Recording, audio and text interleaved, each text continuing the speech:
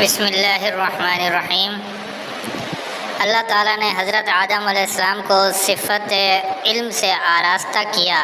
فرشتوں نے بھی آدم علیہ السلام کی برتری کو تسلیم کیا اور انہیں اللہ تعالیٰ کا نائب مان لیا۔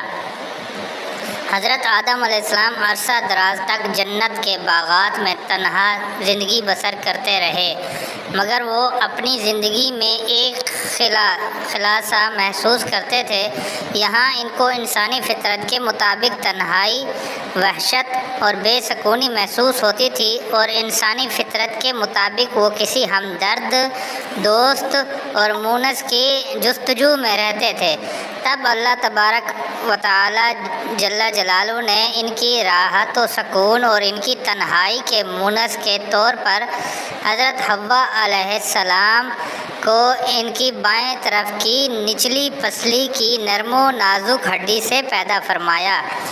حضرت آدم علیہ السلام حضرت حوا علیہ السلام کو پا کر بہت خوش ہوئے اور دونوں راحت و آرام سے جنت میں رہنے لگے، لیکن ان دونوں کا آرام و سکون سے رہنا شیطان کو گوارا نہ ہوا، اور اس نے ایک سازش کر کے حضرت آدم علیہ السلام سے ایسی لغزش کروا دی جس سے حضرت آدم اور حضرت حوا کو جنت سے نکل کر زمین پر آنا پڑا۔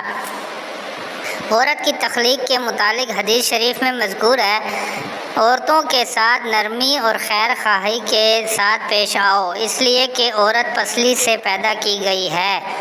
صحیح بخاری۔ مشہور مفسر حدیث محقق اور نقاد نے اس کے معنی یہ بتائے ہیں کہ دراصل عورت کو پسلی سے تشبیہ دی گئی ہے، اور بتایا ہے کہ عورت کی خلقت کی ابتدا پسلی سے کی گئی ہے۔ اس کا حال پسلی ہی کی طرح ہے کہ اگر اس کی ٹیڑھ کو سیدھا کرنا چاہو گے تو وہ سیدھی نہیں ہوگی، ٹوٹ جائے گی۔ اسی لیے حدیث شریف میں اس کی کجی کو برداشت کرنے اور نرمی اور شفقت سے پیش آنے کی تلقین فرمائی گئی ہے تاکہ گھر میں امن و سکون رہے۔ اس طرح آدم علیہ السلام جنت سے زمین پر آ بسے۔ انہوں نے یہاں آ کر کھیتی باڑی شروع کر دی اور بھیڑ بکریاں چرانا شروع کر دیں۔